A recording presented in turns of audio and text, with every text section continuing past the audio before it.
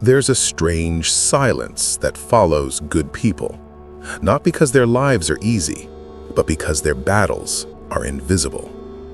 While others raise their voices, good people lower theirs. While others strike back, good people hold their fire. While others run toward comfort, good people walk toward responsibility.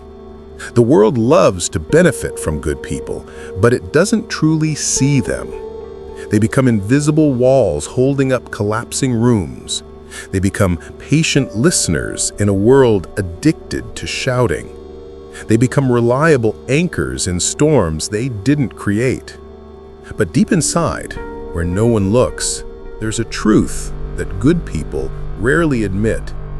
There is a darkness in them too. Not the kind that destroys others, the kind that silently devours themselves. Because being good isn't easy. Being good often means suppressing emotions that would tear ordinary people apart. It means controlling impulses, enduring injustice, and remaining composed when everything in you wants to scream. This is where Stoicism breathes, not in the comfort of easy virtue, but in the furnace of silent trials. True Stoic strength is not about appearing calm. It is about becoming a storm that chooses not to break. Section 1. The silent burden. Good people often live with a paradox. They protect others from pain while absorbing that pain themselves. When someone insults them, they take a breath. When someone betrays them, they stay composed. When life throws unfairness at them, they whisper, "I can endure." But let's be honest, endurance is not painless. Every swallowed insult leaves a scar on the inside. Every forgiven betrayal leaves a shadow. Every moment of patience costs energy no one will ever repay. This is the dark side of goodness. The world believes you are strong because you don't break. But they don't see the nights when you sit in silence, wrestling with emotions you've caged for too long. They don't see how many times you wanted to finally scream, but chose not to. They don't see how self-control can become a quiet battlefield. And yet, that's exactly why good people are powerful. They are tested daily. They are tempered by fire. They cultivate a kind of inner fortitude that cannot be faked. Stoicism teaches us that the highest victory is mastery over the self. Anyone can rage, anyone can strike back, anyone can fall apart. But the true strength lies in choosing not to be controlled by your emotions, even when the world gives you every reason to. Good people live this truth, often unknowingly. They practice stoic discipline in their patience, their mercy, their unshakable character. But this discipline comes at a cost. Section 2. The weight of expectation. The moment the world labels you good, a crown of expectation is silently placed upon your head. Suddenly, you're expected to always be patient, always kind, always forgiving, always available. And if, even for 1 second, you fail to meet that image, you're judged harshly. The truth is, good people are not saints. They are not flawless statues carved from marble. They are human beings who feel anger, disappointment, fear, jealousy, exhaustion, just like anyone else. But society doesn't allow them the luxury of imperfection. Their goodness becomes a trap. They become imprisoned by their own reputation. They are not allowed to rest, not allowed to falter. This pressure slowly forges a dangerous paradox inside them. They must be stronger than everyone else, yet they receive the least understanding. They must give constantly, yet are expected to ask for nothing. They must heal others even when they themselves are bleeding.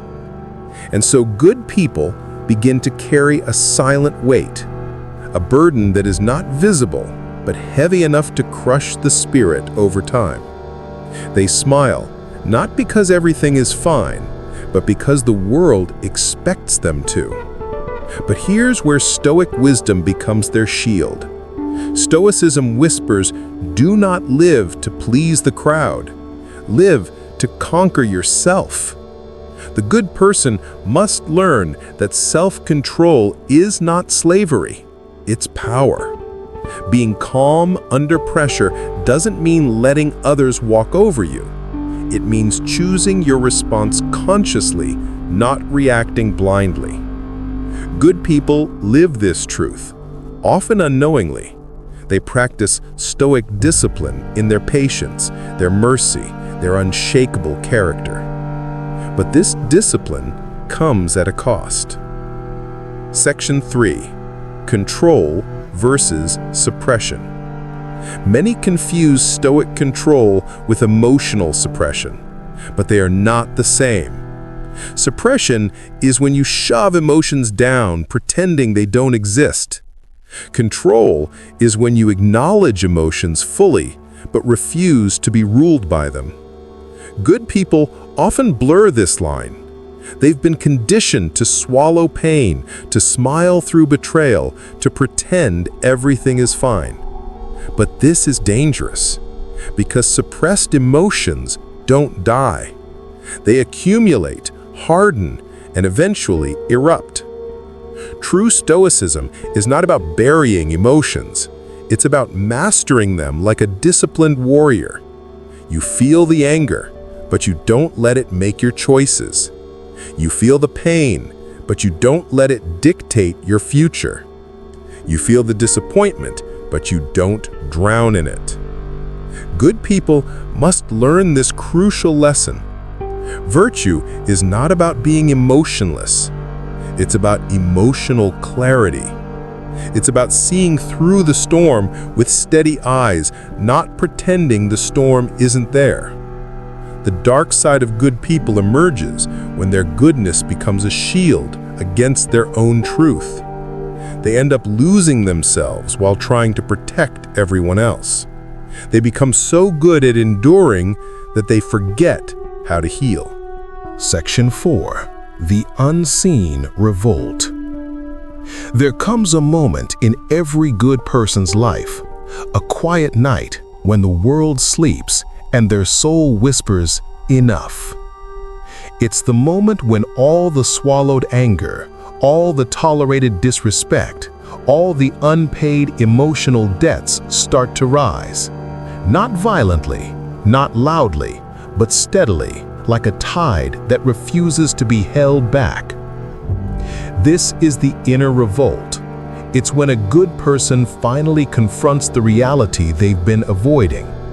That their goodness has been taken for granted, that their silence has been mistaken for weakness, that their patience has been exploited, not appreciated.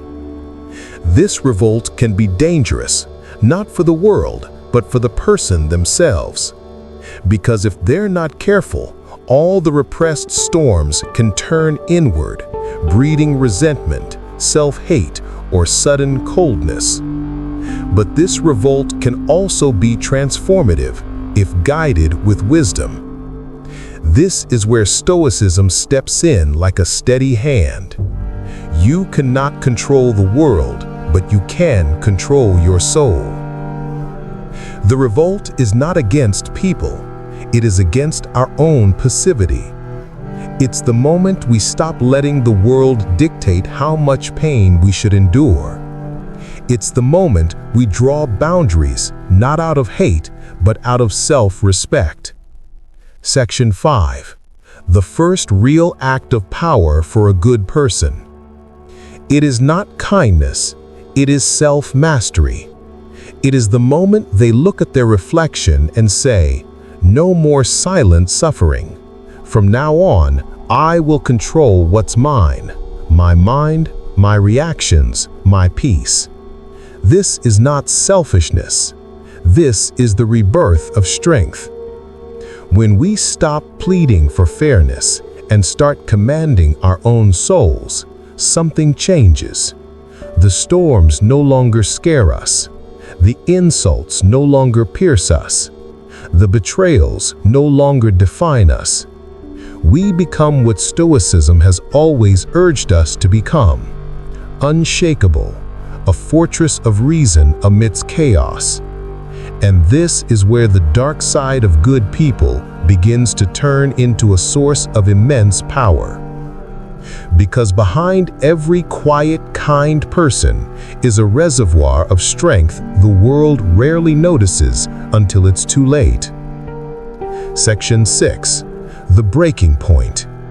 There comes a moment, a quiet but irreversible moment, when the burden of being endlessly good becomes too heavy to carry. This is not a loud breakdown. This is a silent cracking inside the soul.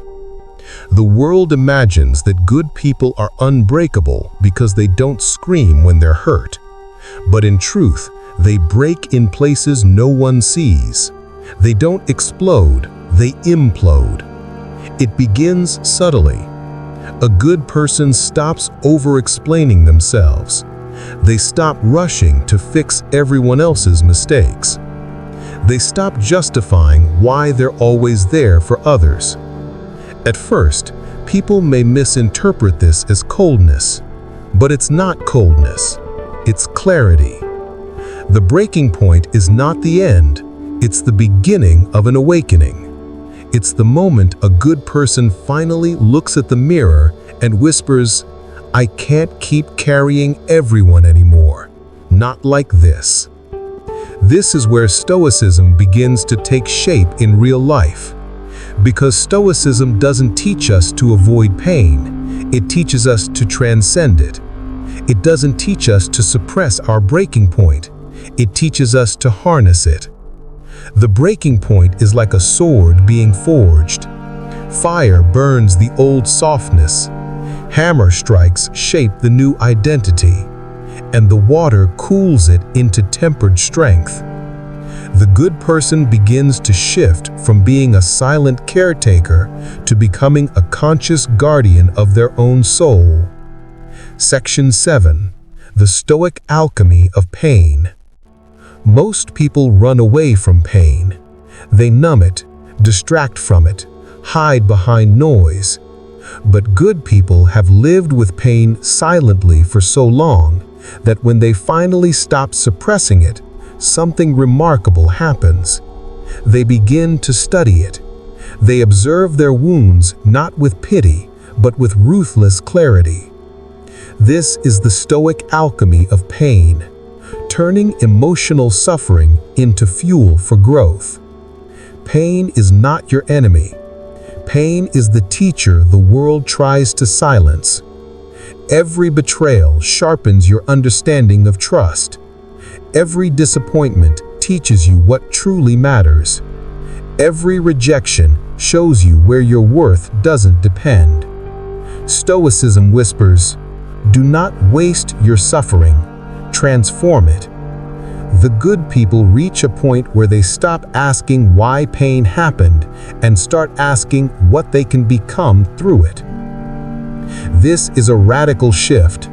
It's the difference between being a victim of life and becoming its student. The good person begins to use pain strategically. They channel betrayal into discernment. They turn loneliness into self-awareness. They forge rejection into inner resilience. They shape injustice into silent strength. They become alchemists of their own destiny. The darkness they once carried secretly now becomes a forge for their evolution. Section 8. The Birth of Boundaries. Before awakening, good people give endlessly. Their hearts are wide open, their time is always available, their patience seems infinite. But after the breaking point and the alchemy of pain, something profound happens. They start drawing lines. Not because they've become bitter, but because they've become wise. Boundaries are not walls to keep people out. They're gates that protect your energy. They separate what you can control from what you cannot. The good person begins to say no without guilt. They stop justifying their every decision. They start protecting their peace as fiercely as they once protected others.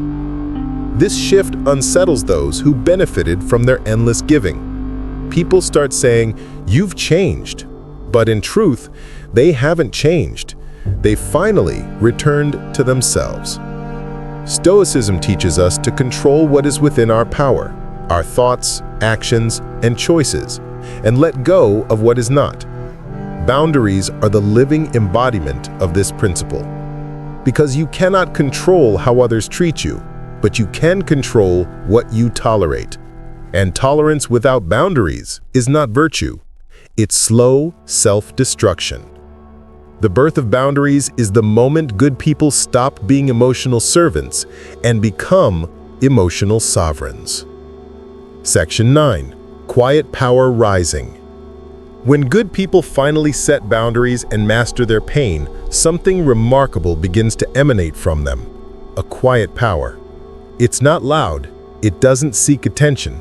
It doesn't need to prove anything. This quiet power is felt, not announced. It's in their eyes, calm but piercing. It's in their presence, soft but unshakable. It's in their words, few but weighty. This is the stoic strength that terrifies manipulators and inspires the wise. Because suddenly, this good person can no longer be guilt-tripped. They can no longer be emotionally controlled. They no longer fear being misunderstood. They've stopped chasing validation like a thirsty wanderer. They've found something deeper: self-command. In a world that worships noise, this kind of quiet strength is rare. It makes people pause. It makes the world take them seriously in a way that endless kindness never did. The good person, once overlooked, now becomes a figure of silent authority. Not through aggression, but through inner stability. They are no longer reactive. They are deliberate. They are no longer swayed by storms. They become the storm. Section 10. The dangerous kindness. The world often misunderstands this transformation. It assumes that when good people become strong, they become cold. But that's not true. Their kindness hasn't died. It has simply evolved. Before, their kindness was naive, given to everyone, even those who didn't value it.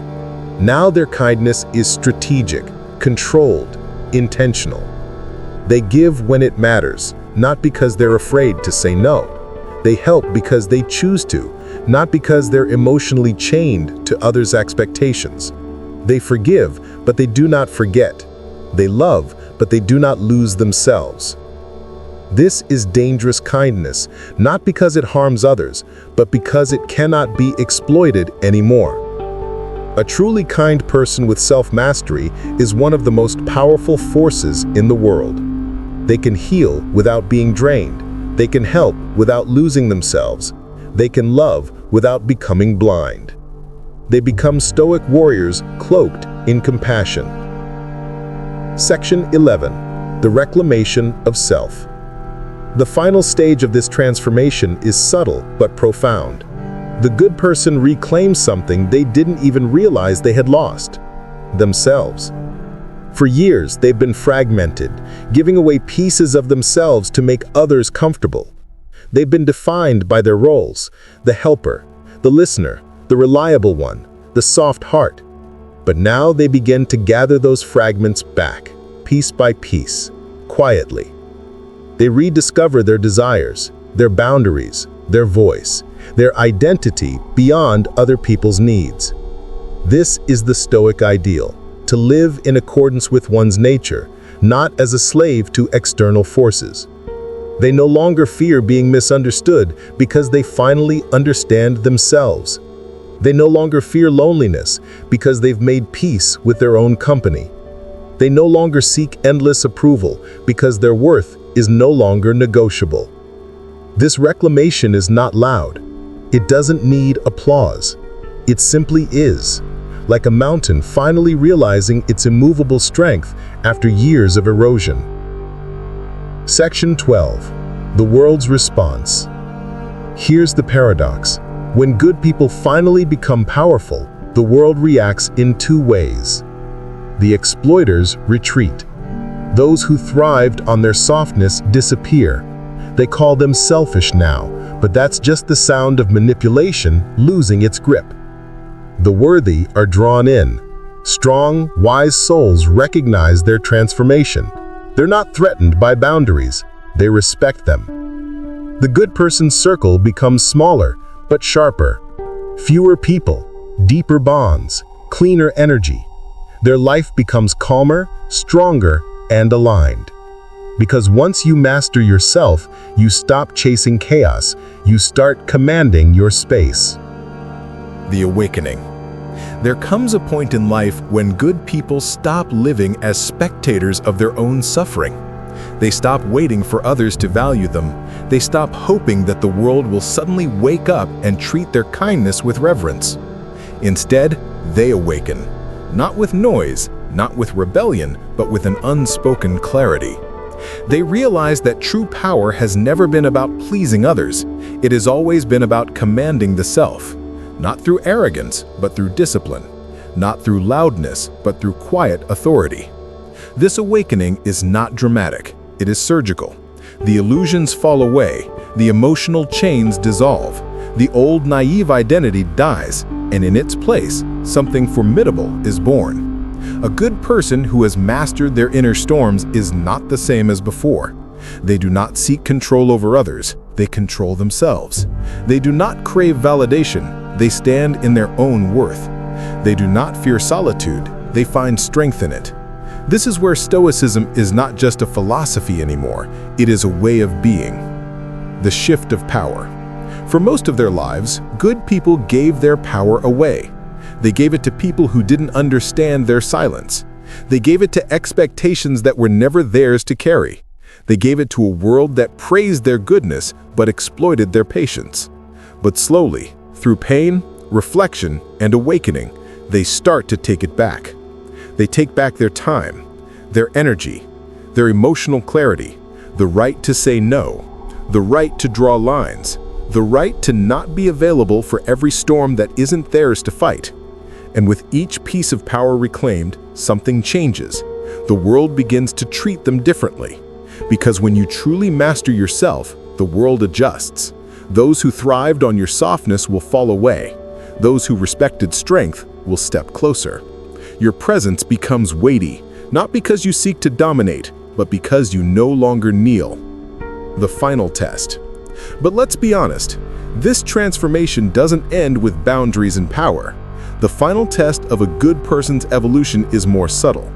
It's whether they can remain kind without being weak and strong without becoming bitter.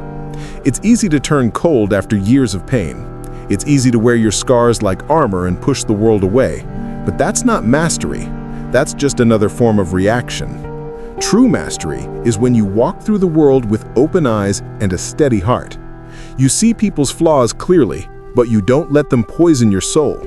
You recognize manipulation, but you don't become manipulative. You can say no with calmness and yes with intention. You become dangerously kind. Kind not because you're naive, but because you choose it deliberately from a place of strength. This is the Stoic ideal: to face chaos and not become chaotic, to endure pain and not become cruel, to carry power and not become arrogant. The legacy of good people. The world doesn't remember those who simply wanted to be liked. It remembers those who stood unshaken when storms came. It remembers those who transformed their pain into a guiding flame. Good people who master themselves become pillars in a collapsing world, not because they seek glory, but because their presence becomes a quiet refuge for others. Their calmness inspires. Their strength stabilizes. Their clarity cuts through confusion like a blade through fog. They don't need to shout their worth. They embody it. Their legacy is not carved in monuments. It's carved in the souls they touch simply by existing with power and grace. The call to rise. So if you are one of those good people, If you've spent years swallowing pain, carrying others, being misunderstood, bending so others don't break, then this is your moment. Not to become bitter, not to build walls, but to awaken. To stop waiting for the world to treat you right, to stop seeking permission to value yourself, to stop hiding behind your own kindness as if it were a cage. This is your moment to rise, to claim the inner fortress that has always been yours, to sharpen your mind, to master your emotions, to walk the earth not as a servant of chaos, but as a silent force of clarity and strength. Because the dark side of good people is not their weakness, it's their untapped power, the kind that grows in silence, the kind that endures storms, the kind that once awakened cannot be stopped. Final words. Remember this, your kindness was never the problem. Your lack of boundaries was. Your fear of being misunderstood was. Your habit of tolerating what breaks you was. But all of that can change. It changes the day you decide that self-mastery is no longer optional. You were never too kind. You were just unawakened. Now rise. Not for revenge, not for recognition, but because the world needs good people who are no longer fragile, who are no longer easy to use, who are calm, powerful, and deeply free. Rise and become the storm that chooses not to destroy, but to endure. Because when good people finally awaken, the world feels it.